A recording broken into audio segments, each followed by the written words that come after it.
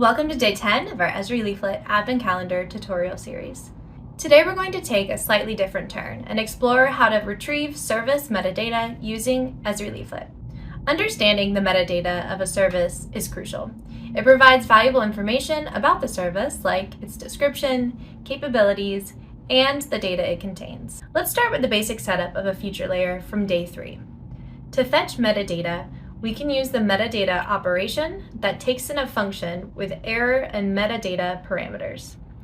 This function makes a request to the specified service URL and returns the metadata.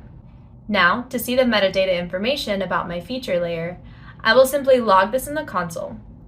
I'll open this up in the browser, open the console, and see all of the information. For today's challenge, I encourage you to use HTML and CSS to display this and other metadata information on the map.